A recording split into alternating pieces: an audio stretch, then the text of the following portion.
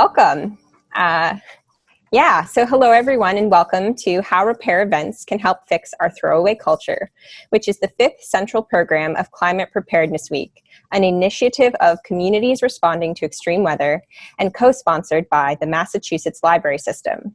My name is Gabrielle Griffis. I am the Assistant Youth Services Librarian for Brewster Ladies Library, Repair Event Organizer, and Blue Marble Librarian. The Blue Marble Librarians are a group of librarians working together on initiatives such as Climate Preparedness Week to help libraries and their communities become sustainable.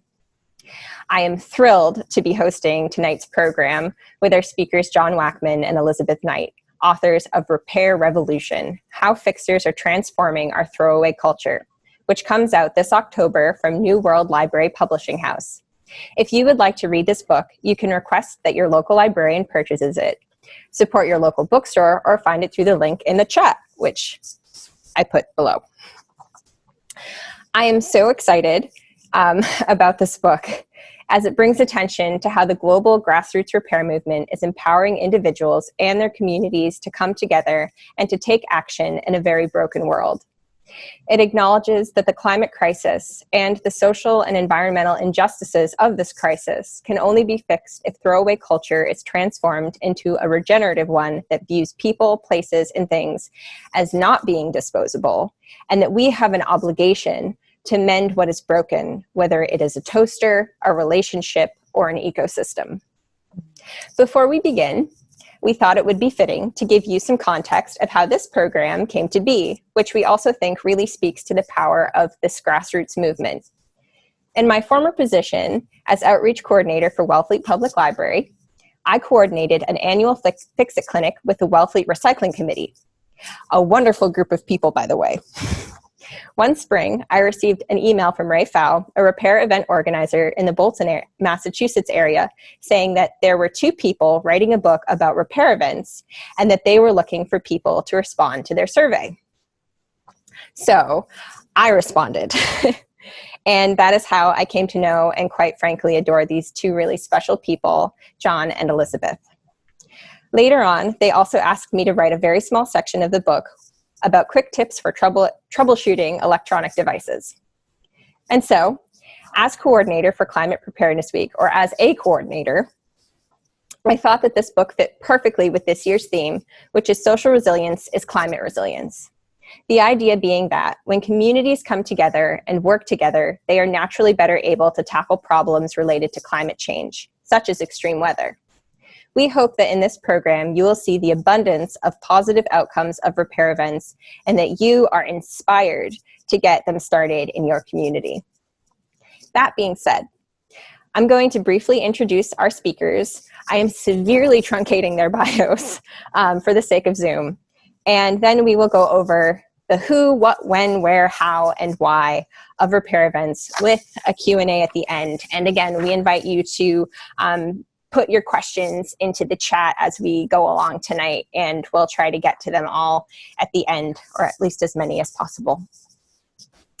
All right, so Elizabeth Knight started Orange County for New York's first repair cafe, which for 4 years has been serving people from as many as 9 different towns and 2 states. She and her team have received certificates of appreciation from county, town, and village officials. In celebration of Earth Day, Elizabeth founded an annual Too Good to Toss community swap, which is visited by hundreds of people who come to shop for free. And John Wackman founded the first repair cafe in New York State and describes his role as that of coordinator, communicator, and cheerleader for repair cafes in the Hudson Valley, Catskills, and Capital District of New York. He has presented on community repair at the New York and New Jersey Library Associations. He serves on the board of Sustainable Hudson Valley and is a commissioner for the City of Kingston Climate Smart Commission. And so, please join me in applauding our speakers. And before we begin, John just had something that he wanted to mention before we launch into questions. Well, this is simply to follow up. We have enjoyed seeing you all as you came online. Name the town where you were sitting into the chat. So it's great to see that, and we have seen people from the UK and Canada as well as all around the country. It's just fun to see. So if you haven't done that yet, go ahead and do it. Enter it into the chat. We certainly want to encourage use of the chat throughout this. And as Gabrielle said, we'll save the questions, but send them through. Yes. And also, if you've ever brought something to a repair cafe or repair event, please feel free to also put that in the chat because we're very curious. So that being said, my first question to both of you tonight is, how did you two meet and how did this book come to be? Well, I met John through a Sustainable Hudson Valley project. We had corresponded before, and he came to our town to do an actual presentation in my small town. And then, John, I'll let you tell about how Jasper's come in again. So John can tell you how it was that we came to work on the book together. Well, it's important to say both Elizabeth and I have been very active in climate resilient activities in our respective towns. And this goes, this is something that goes back years for both of us. So we were kindred souls in that regard and found ourselves working on the same sorts of programs in our, as I say, in our two hometowns. And my skill set is woodworking. And so when I go to a repair cafe, I will bring my tools and I will sit down and try and fix things made of wood. I was doing that at the Beacon Repair Cafe on the Hudson River, the city of Beacon, and I was working along and a woman sat down in front of me and she says, "I've been here for a little bit. I think this is wonderful. They say you're the guy I should talk to. I think there's a book in this." Yes, she was a literary agent living right there in that town. And so we got talking seriously about this. And, I tended to agree that there was just a lot to say about it. And then once I was into it and was well into writing the proposal, Elizabeth, for quite some time, had been sending these wonderful reports on the repair cafes that she organizes in Warwick. So these reports would run 2 to 3 pages long, and they were just so, descriptive of the people who came and the things they brought, and basically what happened. She was setting the scene and giving us a really good idea of what's involved. And I thought, oh my goodness, that's what this book needs. No one better to write it than you, Elizabeth. And so I invited you to be my co-author. It was one of the best things I ever did. Thank you. And this has been one of the most interesting books I've ever worked on. And I wrote the report simply because that's what I used to do when I was in a corporate life. After there would be an event that I'd managed, or when I was working for a marketing communications firm and I had to come back and tell the art team what had happened, the rest of it.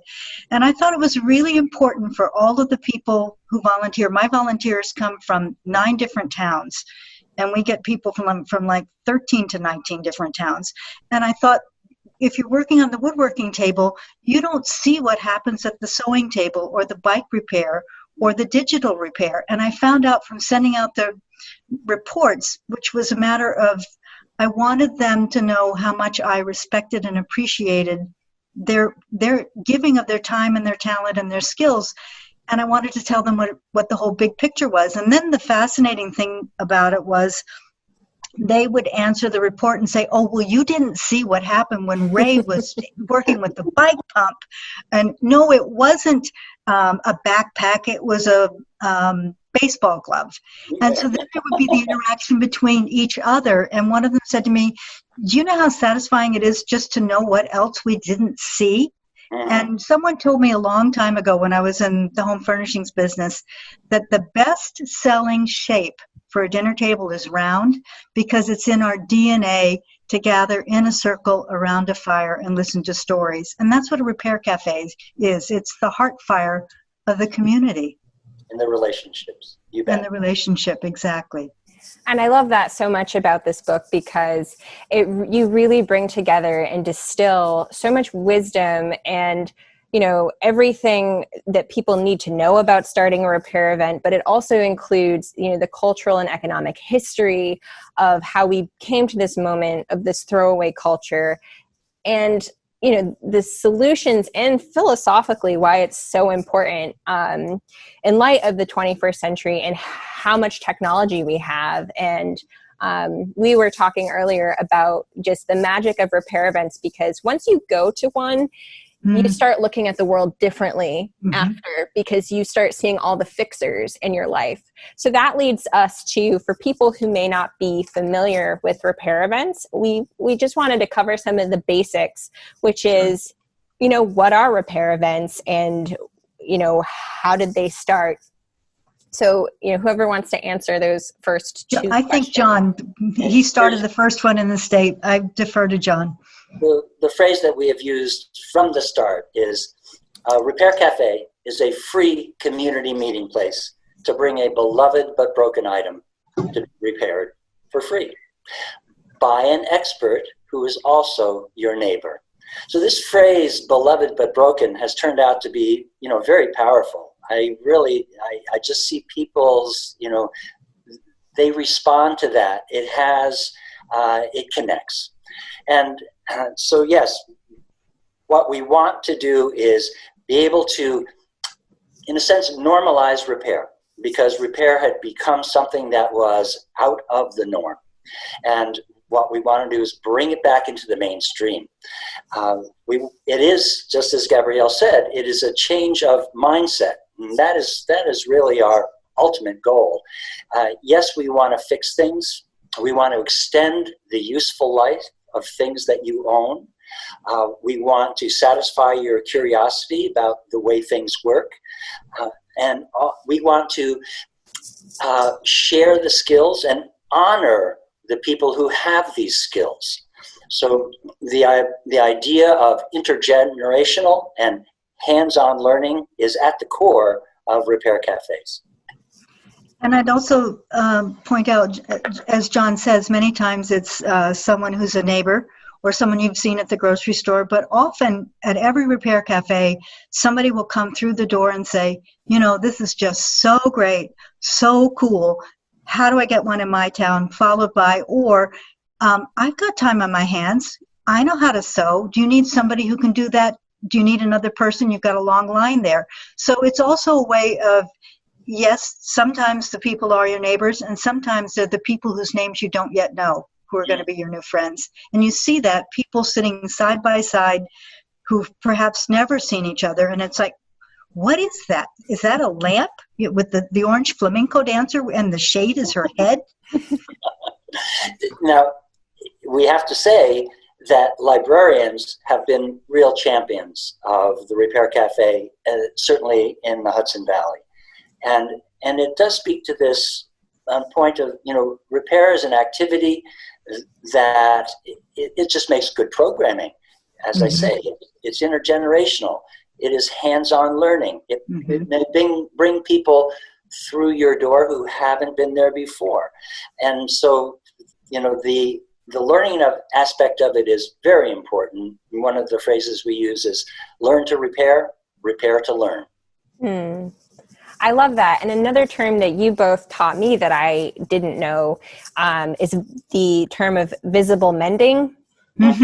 And I know, John, we had talked about asking our participants tonight, how many people have heard this term visible mending before? Okay, so we'd like to throw this out to our participants. If you would please enter into the chat, is visible mending a term that you are familiar with? And Gabrielle, it's you who, when we were talking last week, you said, well, isn't that what repair is all about? It is making repair, it is making mending visible. That's what we do, and we do it in a very public community way. Repairing in community is powerful. It is, and I love that term, and thank you so much for talking about libraries and the Massachusetts library system. Thank you so much for hosting this program tonight, because we do really want to encourage and invite librarians to host repair cafes. And Elizabeth had pointed out to me something that I had never heard about before, which is pop-up repair clinics or fix-it clinics, that if you couldn't host a whole one, you could have like a little one here and there. One category. We're going to do a repair event that is just bicycles. Right. And my library, when I was looking for a place to host our repair cafes, the head of the librarian, and by the way, it's Albert Wisner Public Library, and it was voted the best small town library in America by Library Journal magazine in 2016. Yay!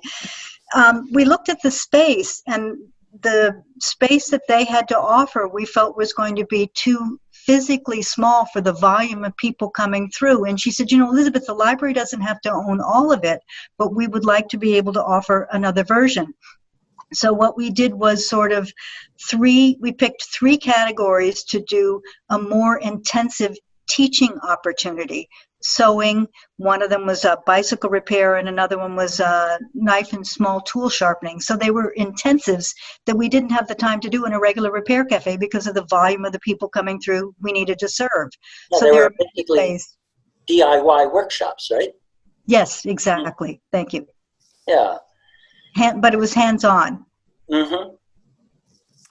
Yes. So that kind of leads. People have said, I'm sorry, I've seen the chats come through, and some are and some are not familiar with the term visible mending. It is mending made visible. In other words, it's mending made to be seen. So you are sharing what you've done. It is primarily in the textile arts. So these are patches that are done with thread that is not the same color as the fabric that jumps out at you, and it is an expression of personality and creativity. And I can show you one if you like, a sample. Can you see that? Oh, yeah. Well, that was my first attempt, and the craftsmanship level is 0, but the idea was to fix the patch on the knee of my jeans. And as John said, the whole point is to be creative about it doesn't need to match. It's what is it that you're trying to do to bring attention to that? That's part of the story. I can remember as a kid, my mother always sewed our clothes, and I had a cinnamon brown jumper I wore to school the first day, and I tore it. And the best thing was, without knowing the term visible mending, she made a patch in the shape of a lily pad and then embroidered a little felt frog with bead eyes to sit on the lily pad. It was great. So it's the same kind of flexibility. Yeah, so we can, talk a little bit about who are these people who do this repair. And they certainly come from all walks of life. Many of our repair coaches, and we use that term intentionally because we want to emphasize the back and forth.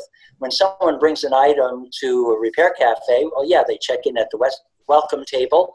They basically register their item, and then they get matched with, someone who's really going to be able to attend to that item. And they sit down, and then the conversation begins. It's like, what is it not doing that it's supposed to be doing? When did it stop doing what it's supposed to be doing? What sound does it make? And it's all of this. So the conversation gets going, and what you're embarking on is troubleshooting. And troubleshooting to many people is an irresistible proposition. It's problem solving, it's ingenious, and my goodness, it's so creative. So you have this dialogue, you're sitting across the table with a guy or a gal. Now, the categories are very broad, so I would say the largest work area is mechanical, electrical, and electronic. And the item that we see more often than any other, hands down, is lamps, rewiring lamps. So a whole lot of that. But everything else that is, countertop appliances, through to things that you use in your shop or garage. And then textiles and jewelry repair is really important, very popular. And things made of wood, as I say, that's my skill set. So we see wobbly chairs, tables that need their legs repaired, drawers out of skew so that they don't pull in and out properly. And then there's the whole area of electronics. That's certainly very important. So, I would say a core of our repair coaches are either professionals or retirees because they have a lifetime of skills and knowledge. I asked somebody who wanted to volunteer to be a repair coach. And I said to him, well, what's your background and what kinds of things do you like to work with? And he said, honey, he said, I've owned my own home for over 50 years. He said, anything that goes wrong, he said, I'm the guy you have to fix. And he became one of the pair of men who would do the bike repairs. And the other man that he works with had owned his own bicycle store in Manhattan for 49 years. But you also get, well, what kinds of people? Homemakers, homesteaders, attorneys, an Airbnb host, a beekeeper. You don't have to be brought up, you don't have to have an engineering degree, although, as John says, many of the coaches do have engineering degrees and are retired. A lot of teachers, they love the idea of passing on knowledge, but it's more the matter of if whether you're self-taught or you were trained to do it. A lot of these people, John was talking about the thrill of troubleshooting. Most of them, especially the guys, if you ask them, well, how old were you when this started? Oh, I used to sit on, one of them, Michelle in Green Austining, she said she used to sit under the family dining room table with a screwdriver and work on the chairs. And they often say, well, and I couldn't put it back together, but it's the thrill of being able to figure out for themselves, how does it work? What'll happen if I do this? Gabrielle, isn't that part of your childhood as well? Yes, it very much is. And one of the things that I loved in the survey that you both sent out for your book, and that you include so many other people and so many perspectives of how they came to fixing and what fixing means in their life. And I know that I shared with you that my father he repairs and restores old instruments. He's a luthier, just as a hobby. And my grandfather was all hands handyman. And my great-great-grandfather was a shoe cobbler. So it's like there are so many different tinkers and people that do things just, on the side. It's not even their main profession. My grandfather was a plumber. But, to that, like, who are the people who do repair events? That you're right. It's everybody. I feel like everybody has a fixing skill, and it's just figuring out what role you have and where you play in. And I don't know if we mentioned this yet, but Elizabeth and John, you talk about even just being able to brew a cup of tea is it's a skill too. It's a skill too. We need it because there is the cafe side. And it's very important. It's the social setting that we create, whether it's in a library or a church basement or a community center or a town hall. That's bringing people together. And we just think it's very important to bring people from all parts of the community. We find that you can have people sitting down. They come for a common reason, and that is because they have broken stuff. And yet when they sit down, it may bridge a divide, a partisan divide, or any other divide that they feel in another setting doesn't come into play at a repair cafe. And it's also a lot easier to talk to people when you're, as John says, you're there for a common reason. There's something that's not working. And you see people who have never seen each other before suddenly get into very deep emotional stories about, this is why I brought the lamp. This is who it belonged to. This is why I brought my granddaughter, because it was my mother's and now it's going to sit on her nightstand and we can't make it work.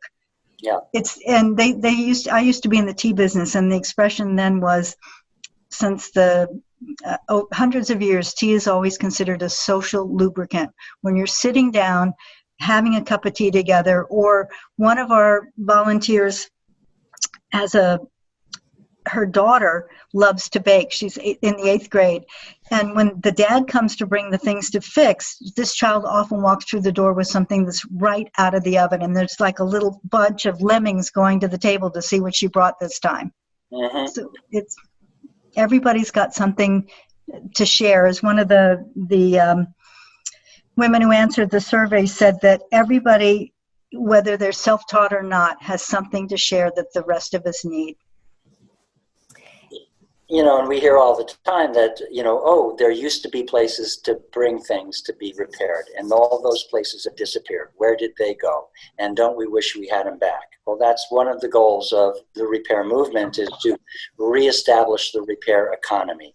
A real ambition of ours is to return repair to the point where it is a good livelihood for people. Our events are free, but our events are not meant to address all repairs. They never could. We need people to regain those skills and bring them to their communities. One of the people who answered the survey, Heidi Spinella in Massachusetts, said, repairing goes hand in hand with living lightly on the planet and having respect for all animate and inanimate objects. And then she said, whether the glue holds or not, sometimes just listening to each other is the best repair we can make. I love that quote. And as we're talking, it's reminding me of, so for Climate Preparedness Week, the keynote speaker was Eric Kleinenberg, the author of Palaces for the People. And for anyone who may not be familiar with this book, I highly recommend it. It's a great companion piece for Repair Revolution. And you both actually mentioned this book in your book, which I felt was so appropriate. And the term that Eric Kleinenberg reinvigorated is social infrastructure. And so as we've been talking about, what is social infrastructure? And so social infrastructure, it refers to this term, which is the places where people go to meet one another. So for example, you have 3 different spaces. Your first space, which is your home, your second space, which is your work, but the third space is a place like a library, a park, a church, a community center, these places that you go to develop and to socialize. And what Kleinenberg talks about, and it's a very pro-library book, which we appreciate and love, what he talks about is how there's been a decline in the investment in this social infrastructure, and that the historical success of the country was really built upon these places, and these places where people could go and meet and face each other. And I feel like, repair events, which happen in libraries and community centers and schools, it's people are bringing broken items and they're meeting people that they would have never otherwise have met before. Mm-hmm. But I also think that, and that's where the subtitle of Kleinenberg's book, which is about, how it can help stop the polarization of society and the decline in civic life. And I think repair events, they accomplish that so much in such a beautiful way. And I guess that kind of segues into the outcomes of repair events. And, they're so multifaceted. If you want, either of you want to speak to some of the outcomes that you have seen from, fixed toasters to all sorts of things. Yeah, well, one of the things I think we realize is that, no number of repaired toasters and laptops are going to, draw down the carbon in our oceans and our atmosphere. So what are we really talking about? It is the signal that we send to people who come to a repair cafe that we are better off when we see ourselves in our own community working together and where positive outcomes are realized. And this is all just, it is, as you say, that Gabrielle, it is strengthening that social infrastructure. There is nothing proprietary about getting a group of people together in a town to fix stuff. And so it doesn't have to be a repair cafe, it doesn't have to be a fix-it clinic, it could be a repair hub, a repair lab, Fix-It Friday, you name it.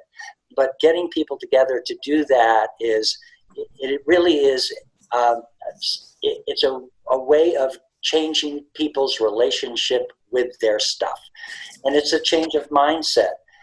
My goodness, we really, of course, hope that everyone who is participating in this online event, will be interested enough to look around and, talk to other people about getting this going in your town.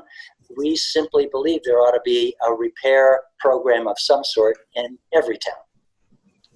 And when I was trying to start a repair cafe in my town, I had several people say to me, you know, you don't understand this. You haven't lived here very long. This is a pretty well-to-do community. People can just afford to go buy another one. And when I needed to start the Repair Cafe, and I only had 3 coaches lined up about 10 days before the first event, and I'm thinking, should I just pull the plug on this? And then I thought, well, what are they going to do, fire me? So I called the mayor and said, you know how you do these signings where you have giant scissors and a ribbon across the building that's going to open or the new store, would you come do an event like that? And he said, sure, call the Chamber of Commerce, they'll set up the photo shoot.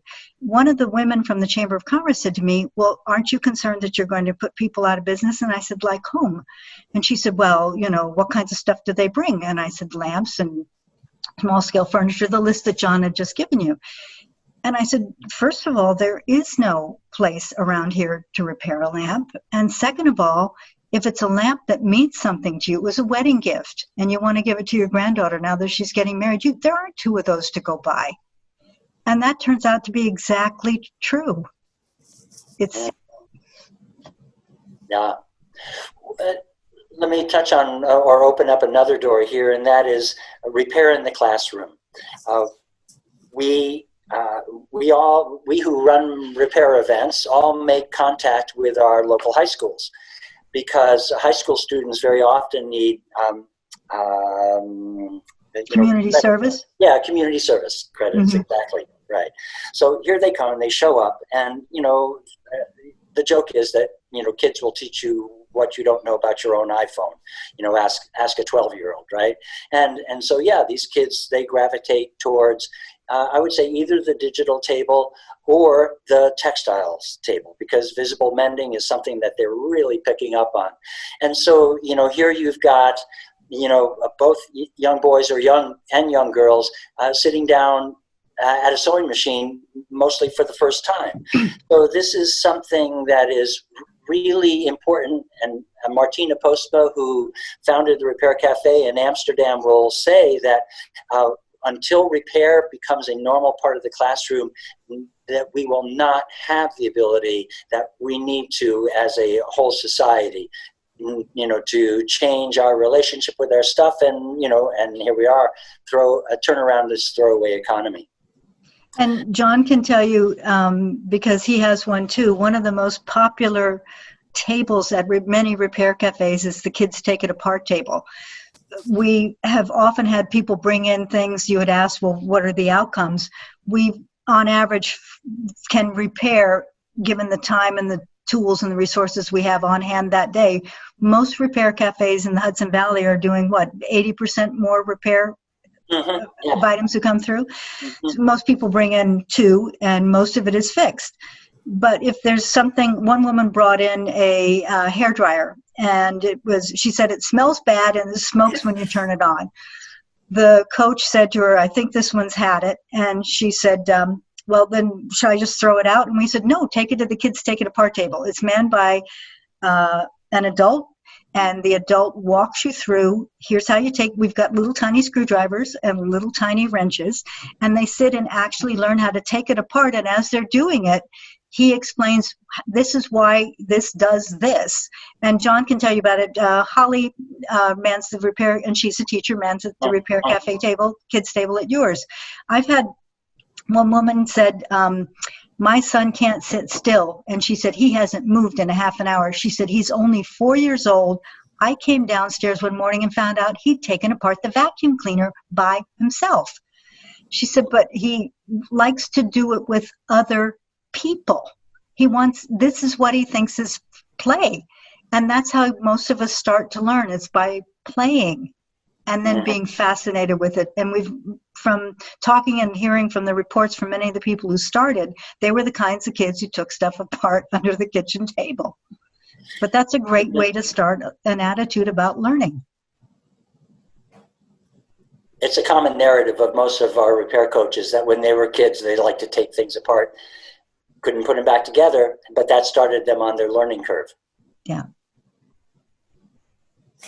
Yes, I absolutely love that. And it's fascinating because we talked a lot about inclusivity and how, repair events really highlight people with all different skill sets. And I find them to be so fascinating because it's eye-opening, all of the different constituents and the parts, and this works together, and getting to talk to people who this is how their mind works, and where I have different skill sets. It's just such a pleasure to be able to do that, and to learn from people. Sure.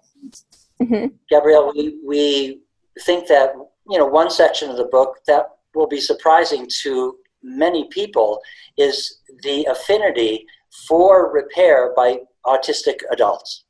And so what we have found is people with autism coming to our repair events, first to kind of check it out, but then, to actually do the repairing themselves.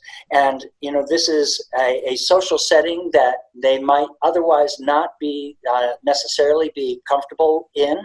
But if they can sit down at a table and focus on an item that needs to be repaired, this is really something that is, fits their interests, fits their skills, and just is an opportunity to be out in a social setting and yet accomplishing something that is really gratifying. And so this affinity between repair and autism is something that I bet most people have no idea of, but it's a very powerful association in our in our world. And I actually, Panda Marie, I see you're there, and I know you're joining us from London, right? And he's written several blog posts about this very subject, and has also been interviewed on the Restart Project's Restart Radio, which is a very worthwhile interview series from the Restart Project in the UK. And Gabrielle, it isn't just people with autism who are particularly good at doing mechanical repairs. One of our repair coaches is a musician, and he worked on stringed and fretted instruments. He brought one of his guitar students one day, who also is on the spectrum, and they performed a concert during the Repair Cafe on the stringed instruments, some of which had been repaired by others at another event. But that was another way to participate. And there is a woman who answered the questionnaire who runs a repair event on the West Coast. I think it was Washington State. She has a son who's on the spectrum, and she said he helps by sitting and paying attention when the repairs are done, even though he doesn't do the repairs himself. So the point is, everybody's got something to bring to this. It's like thinking of a patchwork quilt. Everybody's got their piece to bring, and when it stitches together, you've got something beautiful that warms a whole community. One of the women who was trying to get a repair cafe started in Connecticut wanted to get the word out to the community, so she had a small booth at an annual fair, for lack of a better word, and the booth wasn't electrified and it wasn't big enough to actually do repairs. So she had people sit down and sew a button on a banner that in the end spelled the words Repair Cafe. And she said the kids were fascinated, little kids, 4 years old, were fascinated to learn how to thread a needle, and that story's in the book too. But it's one of the things that we will often, when we're letting people know about what we're up to, we'll say, "Hey, your grandmother knew how to do this. Do you?" Yes, and I'm so glad that you shared that story, because I think that does really bring us, in many ways, full circle to when the title of your book, which is Throwaway Culture. And that word culture is really important, because what is culture? Culture is what we teach and what our children pass down and they teach to their children. Mm-hmm. And we're at a point in which what has been taught is not to necessarily repair, but to throw things away. And so I think that, especially working in a library, this is a really perfect event because to me, when I look at the world that we're living in or the world that I live in, it seems to me that we have different types of infrastructure and different types of systems. And we have systems that are built for profit, and we have systems that are not built for profit. And to me, the wisdom of the repair is that it's a system and its way of thinking that is not based around profit and that kind of mindset, but rather around community and around stewardship and around humans and ecological stewardship. And so circularity. Exactly. And so to me, one of the final questions that I had before we, eventually move into our question and answer moment is, why is it so important to change our culture? And really, to me, I feel like the only way that we're going to fix the climate crisis is if we transform our culture and we move away. And your book has it goes through so many things, but you look at, the historical aspect of things, the economic history, the cultural history of how this really wasteful single-use culture came to be. And you have some graphics that, show what does a linear degenerative economy look like, right? Versus what does a circular regenerative economy look like? So I guess to pose that to both of you, which is, to you, why you were motivated. Again, I know we went over this in the beginning, but like why you were so motivated to write this book, what you hope the outcomes of the book are, and really why it is so important to change our culture. So anything you want to address in that department.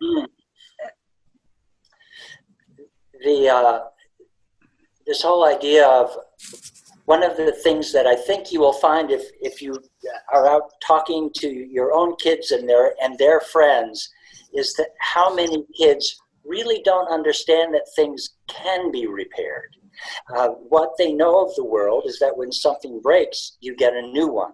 And this is so fundamental. And so how are we able to turn that battleship around? There's a teacher in Saratoga Springs, New York, Michael Whitney. And he started something called Mr. Whitney's Tinker Club. And he got a group of 10th graders together, and basically they fanned out across the school looking for stuff to fix. And they also put out the word to all of the classes, bring stuff from home to fix. And what they did is in the space of about a week and a half, they fixed 100 items, which then they presented to the whole school, in an assembly. And out of that came a weekly club. And so this is a group of kids that get together every Friday afternoon and fix stuff. And that has been pretty transformative. That is not a public school, I will say, and it's very challenging for public schools and public school teachers to find a way to work that into their school week. But it is something that we certainly believe needs to happen. And I think that's part of why repair cafes have an affinity with makers clubs. I've held events with, we have a local group that's makers and artists, and we've done a repair cafe in a same space, whereas the results of the, like a Christmas crafts fair, we did one right after Thanksgiving, and all of the items were either recycled, upcycled, repurposed, and then we had a mini pop-up repair cafe in the middle of all of that. Yeah. So that makes the connection also. Yeah, so there's, repair cafes are skewing younger and younger because millennials, 20-somethings, 30-somethings are seeing the value of this. Lord knows, this is where you get into tool libraries. If you're familiar with that phenomenon, that is really a really big part of this. We see that as, totally integrated with repair events. And so these kinds of things are I think, working a broad cultural change. And speaking of cultural change, it also happens on a personal level. I was telling Gabrielle when we were talking the other day, the notion of having kids who needed to do community service, not just for schools, but often with churches if they're going to need to have communion, for instance, for a local Catholic church. A boy came in because he needed the community service hours, and you could hear him when his dad came to drop him off.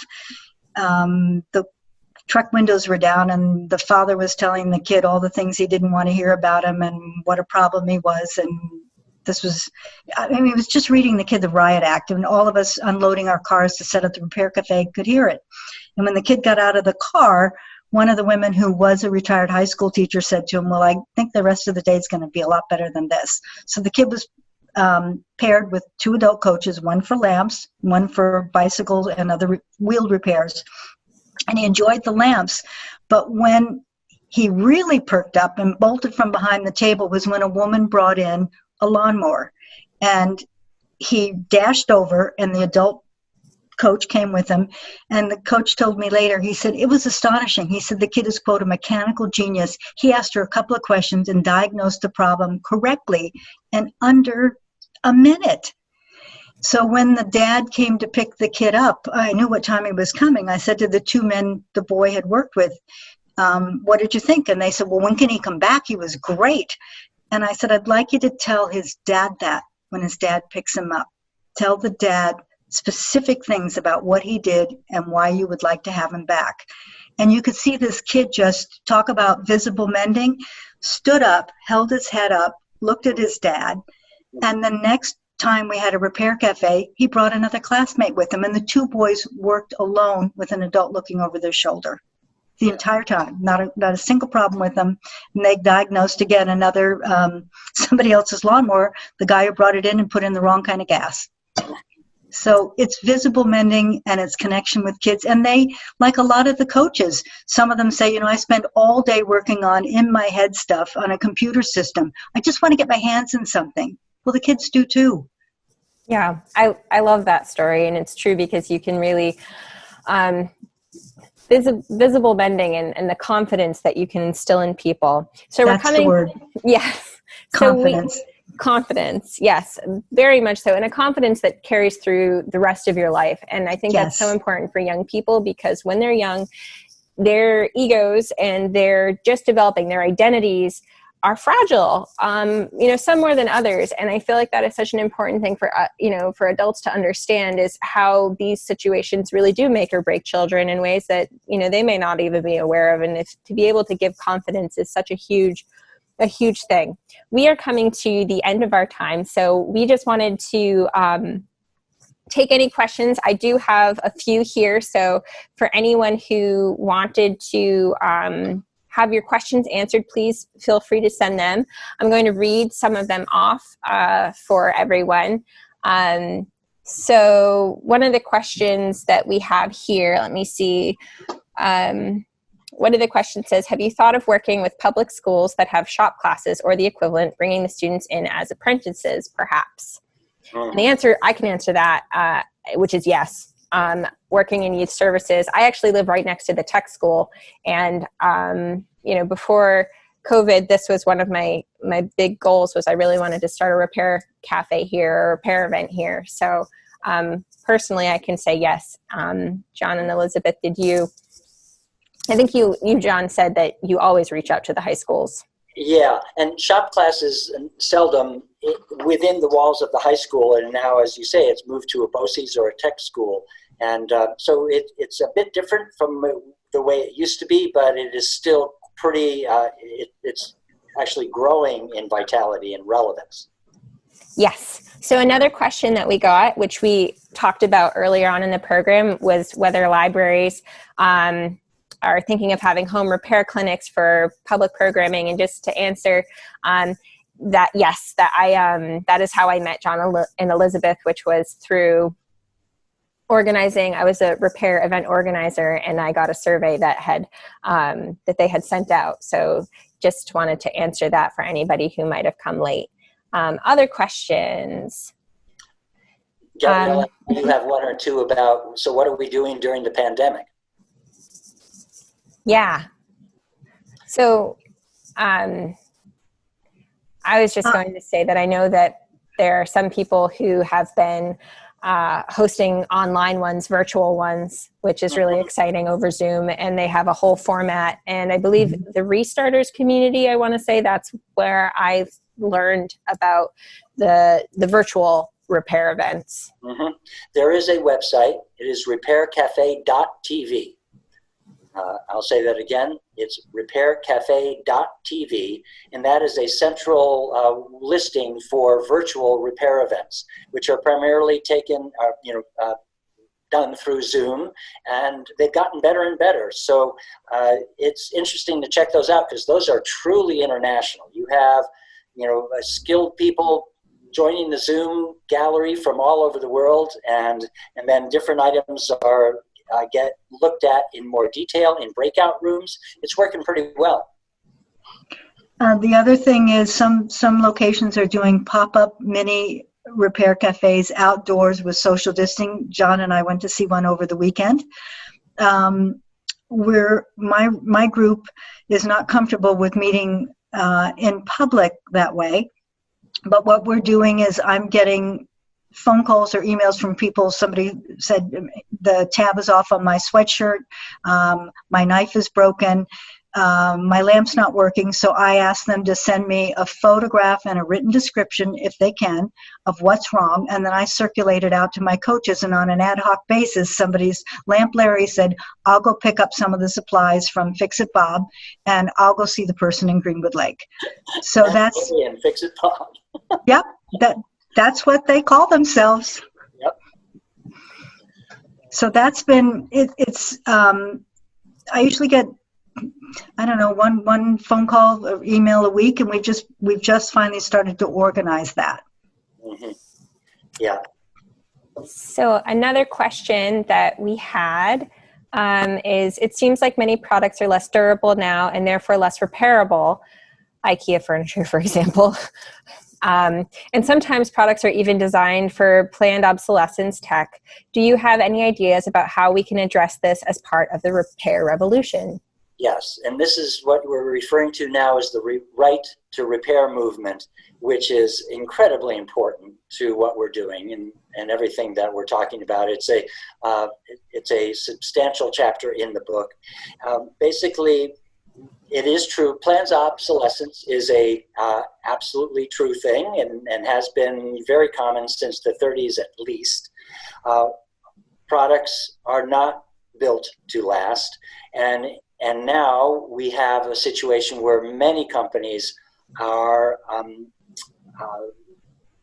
basically designing things and putting up barriers for repair. So this whole idea of repairability, that things must be designed to be repaired. The 80% of the environmental impact of the things that we own is determined at the design stage. And we have not gotten stupider about designing products. We should be able to build a refrigerator that lasts 50 years the way we used to, but the fact that we don't is not it is intentional.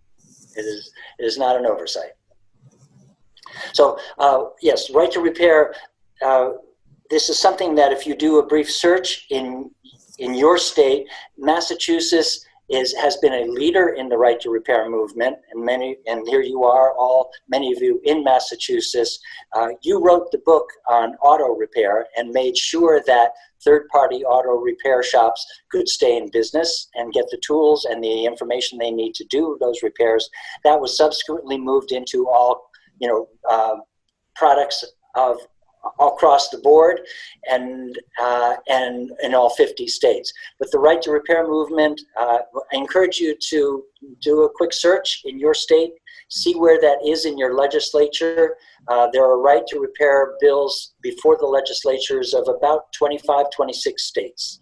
And this will be very significant. Yes, and so we're running to the end of our time. There are so many wonderful questions.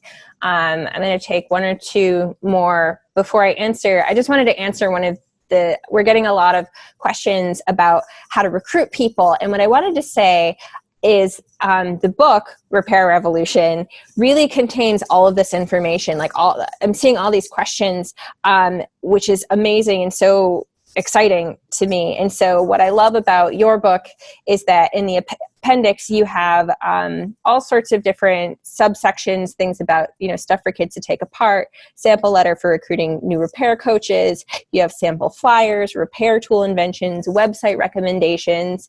You also have guides on different types of repairs, but I would say that this book really does contain everything you need to know about starting a repair cafe, minus the pandemic. I think that one threw us a curveball. One of the last questions that I wanted to take, because we are at the hour marker, is just that the question is, in terms of consumer perception, what do you think are the key changes that are needed to make them choose to repair? You may mention basic awareness that repair is possible. That is so true. Anything else? I think the notion that we're all responsible for the decisions that we make when we make a purchase. And as someone famously said, if you can't fix it, you don't own it. Think about, before you purchase something, are you going to be able to repair it? And that could make the decision. And before you purchase, think, do I really need to replace something? Is this simply a matter of, I don't know how to fix it or where to go? And those resources are available now more than they used to be. Mm-hmm. But it's about making a decision that it's not always about the money. It's not about the consumer choice. It's also about, one of the words that John uses a lot is agency. To feel that you can do this yourself and we're here to help you, or somebody is. Somebody knows how to fix things and wants to share it. I'd like to end with one brief quote. All over the world, people are pooling their resources, sharing information, and learning how to be more than just consumers. Yeah. They are learning to be fixers, and they are starting to fix their world. There you go. I love that. Yes. With that being said, we are reaching the end of our time. And so I have just sent along my contact information. If anybody would like to get in touch with me after this program, and if you want to continue the conversation, it's something that I feel just so grateful for everyone who is here today. And we also just really wanted to thank everyone who made this event possible, all of the fixers, all of the organizers, all of the coaches, all of the tea brewers, really everyone, because it's true, we need each other. And right now we need each other more than ever. So I just wanted to thank you all for being here, and to thank you, John and Elizabeth, for writing this book, because I do feel that it is a book that can change the world. And I hope that through reading this, it's going to inspire just the cultural shift that we are hoping for and that we need. Starting a repair cafe or a fix-it clinic is not that hard. You can do it. You can do it. All right. You can do it. And you know what, I would like to end by saying, when John and I first met and I was getting this off the ground, he said, you think you're going to be keeping things out of the landfill, and you will, but what you don't know is you're building community. And I thought, well, what does that mean? I'm telling you, I saw it the first time. Yeah. People walk through the door with this broken thing, and they walk out. One of the customers said, quote, customer said to me, you need to be standing outside the door and look at the expression on people's faces. And she said, out in the parking lot, they're standing by each other's cars and saying, what did you bring? Did they fix it? What does that thing do? That's building community. It's quite a lot of fun. It really is. It's fun. It's fun. It is. It's so much fun. So thank you all so much for being here tonight. And yeah, take care. Thank you. Thank you. Thank you for the opportunity. Good night. My pleasure. Good night.